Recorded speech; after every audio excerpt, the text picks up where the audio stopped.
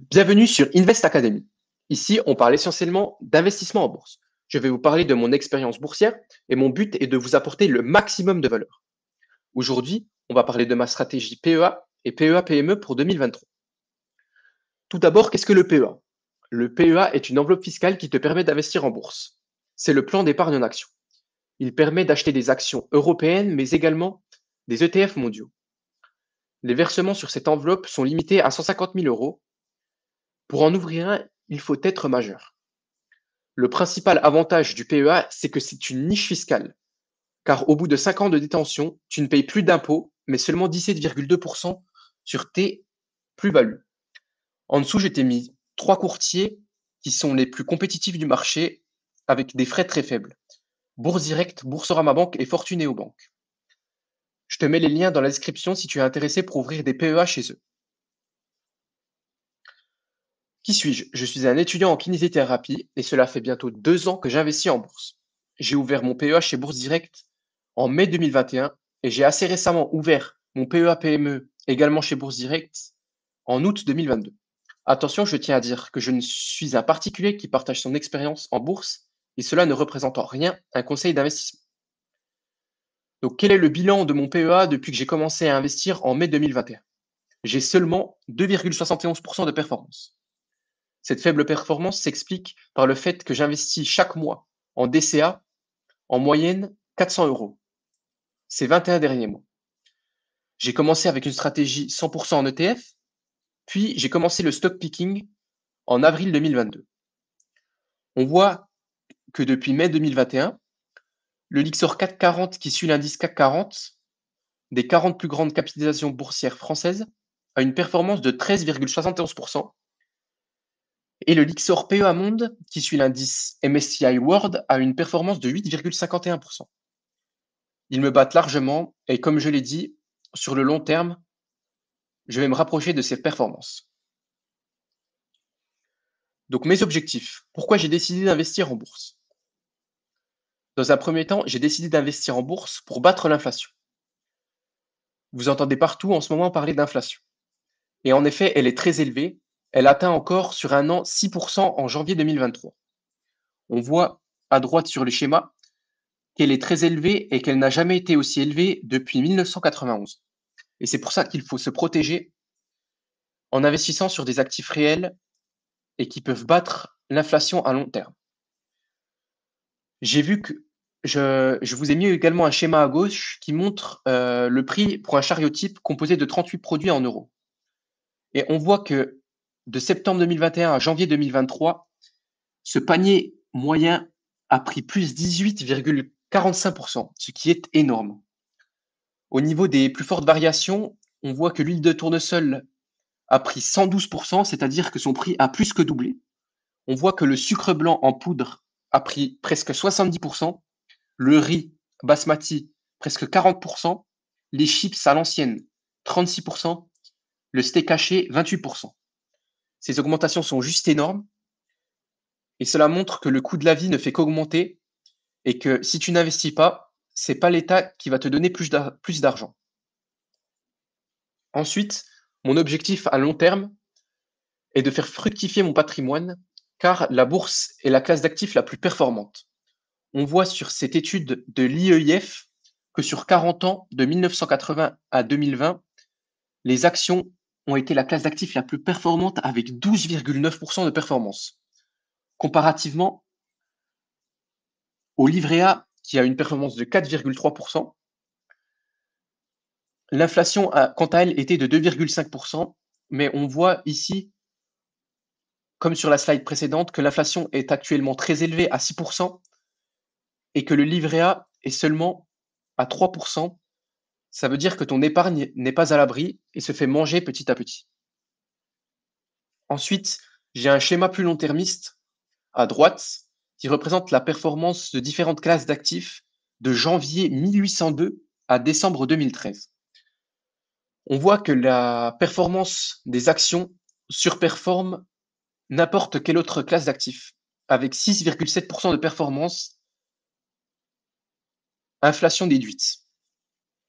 Ensuite, on voit que les obligations ont une performance de 3,5%, que l'or a eu seulement une performance de 0,6% et que le dollar a une performance négative de moins 1,4%, ce qui montre bien l'intérêt d'investir en bourse pour protéger ton patrimoine. Ensuite, j'investis en bourse pour ne pas compter sur l'État, pour mon avenir, pour les retraites, pour ma santé, etc. On voit par exemple ici sur le schéma à gauche le déficit d'une caisse de retraite qui est l'Agirc Arco. On voit qu'en 2012, le déficit est de 4,8 milliards d'euros et qu'on a une prévision de déficit en 2030 de 20,7 milliards d'euros. On voit bien que l'État gère mal les finances et que ça va mal. On voit également ici que le déficit public, la dette publique de la France s'élève à 114% du PIB en 2022. Et il faut savoir que le PIB français s'élevait à 2 936 milliards de dollars en 2022. Donc on a une dette française qui s'élève à plus de 2 936 milliards de dollars, ce qui est aberrant. Donc ma stratégie, en quelques chiffres, mon objectif est sur 30 ans. J'ai une durée d'investissement de 30 ans. Je vise un objectif de rendement de 10% avec une contribution mensuelle de 300 euros. Donc on voit que cette contribution mensuelle est très tenable car sur ces 21 derniers mois, j'ai investi en moyenne 400 euros. Donc on voit l'importance d'investir sur la durée et de faire jouer les intérêts composés. Car j'ai investi seulement 108 000 euros et à la fin, je me retrouve avec 651 396 euros, ce qui est juste énorme. Donc comment je vais investir en bourse pour réussir à faire cette performance que j'ai citée avant, donc c'est-à-dire ces 10% de performance. Allocation stratégique. Donc actuellement, j'ai une allocation 60% en ETF, 40% en small and mid caps qui sont disponibles sur le PEA. Donc on voit que le Lixor PEA Monde est ma plus grosse ligne. Après, l'ETF S&P 500 est ma deuxième plus grosse ligne, etc., etc. Et donc que mes actions au total ne représentent que 40% et mes ETF représentent au total 60%. Ma stratégie à moyen terme est d'être investi à 30% en ETF pour garder un socle passif qui va me permettre d'investir dans les pays émergents grâce à l'ETF Emerging Markets et sur les États-Unis grâce notamment à un ETF S&P 500. Mais je compte augmenter ma part de small and mid caps PEA des petites et moyennes sociétés françaises à 70%, car j'adore investir sur ce segment-là et on a un certain avantage compétitif en tant que particulier, car il y a très peu d'analyse sur ces marchés. Ensuite, comment et avec quels moyens je compte investir pour créer cette performance? Donc j'ai une stratégie très précise. Ma stratégie est une stratégie long-termiste, c'est-à-dire que je vais garder mes actions au moins 5 ans et j'ai un processus rigoureux de sélection d'actions de small and mid caps quality value. Je vous envoie vers William Higgins et son fonds Indépendance AM France Small qui a une performance annualisée depuis 1993 et nette de frais de 13,5%. La performance cumulée est de 3 936%, ce qui est juste énorme. Donc, quels moyens je vais mettre en place pour réussir cette performance? Pour essayer d'atteindre cette performance, je vais concentrer plus mon portefeuille en réduisant mon nombre de lignes, car j'en ai actuellement 35 et je sais qu'avec un petit portefeuille, je n'arriverai jamais à battre le marché en ayant autant de lignes. Il faut que je sois plus concentré. Il faut également que j'ai moins de biais psychologiques et plus de discipline chaque mois. Je vais vous faire un suivi précis de performance et j'aurai un money management de meilleure qualité. Chaque mois, vous allez suivre avec moi mon portefeuille et je vais vous présenter ça en vidéo. Donc voici mon PEA avec ma plus grosse ligne, comme j'avais dit, le Lixor PEA Monde. Ensuite, j'ai un ETF S&P 500 Donc le BNP Paribas qui est ma deuxième plus grosse ligne. Ensuite, j'ai un ETF Emerging Markets. Ensuite, un ETF Stock 600, Russell 2000, MSCI World, mais cette fois-ci de chez Amundi. Ensuite, sur mon PEA, ma plus grosse ligne, c'est Steph. J'ai ensuite Verbio. Donc Steph, c'est quoi? C'est une entreprise qui fait de la logistique et qui est leader européenne. Verbio, c'est une entreprise allemande qui fait des biocarburants.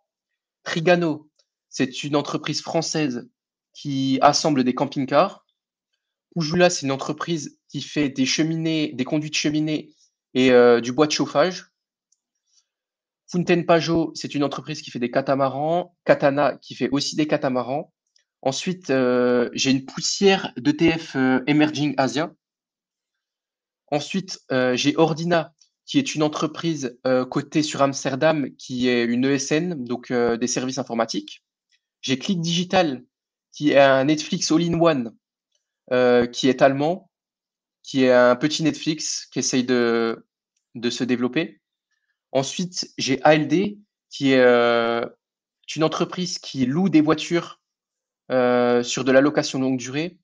Ensuite, j'ai Mersenne, qui fait des graphites, qui a du graphite, qui propose du graphite pour l'industrie classique chimique, mais également sur des semi-conducteurs, des panneaux solaires, etc.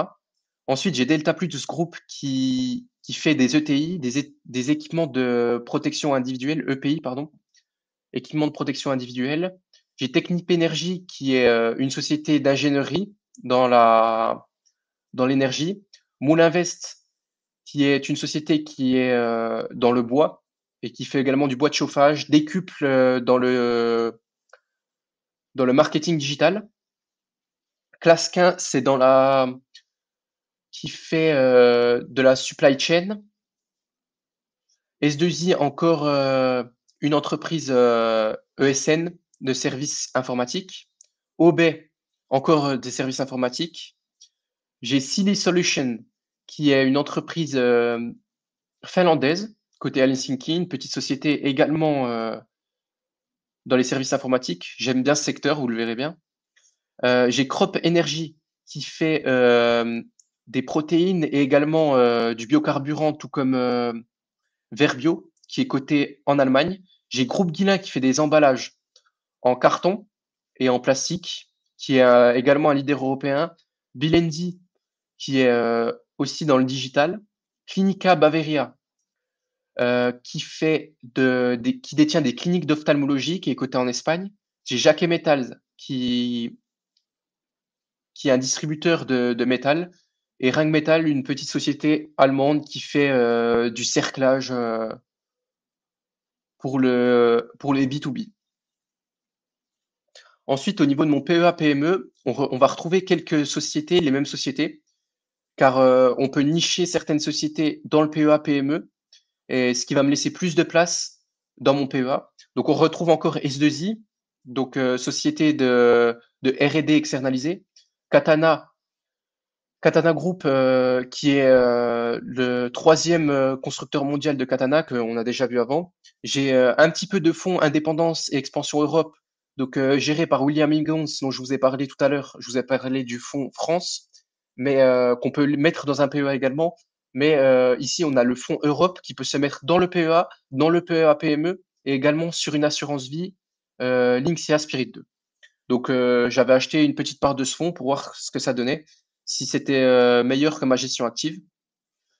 Ensuite, on a encore du Fountaine Pajot. On a du Séché Environnement qui gère les déchets des entreprises principalement. On retrouve du Pujula. On a du Reward Media qui fait des magazines, des abonnements de magazines. Donc, c'est un des leaders français. On retrouve encore Delta Plus Group. On a Bastide, le confort médical, qui distribue du matériel médical, donc pour les EHPAD, pour équiper les maisons, etc. On retrouve encore Moulinvest et Jacquet Metals. Donc, vous voyez bien ici que ma stratégie, elle porte son fruit ici. J'ai réussi à sélectionner, j'ai peut-être eu de la chance à avoir de très belles performances ici. Donc, sur Jacquet Metal, on est à 16%. Moulinvest, c'est la contre-performance un petit peu, on est à moins 11,30%. Delta Plus, on est à 44%. Séché Environnement, on est à 15%. Katana Group, on est à 29%. Mais je vous ferai un petit retour sur ma performance du mois de février et, et je vais prendre un plaisir à suivre ça avec vous.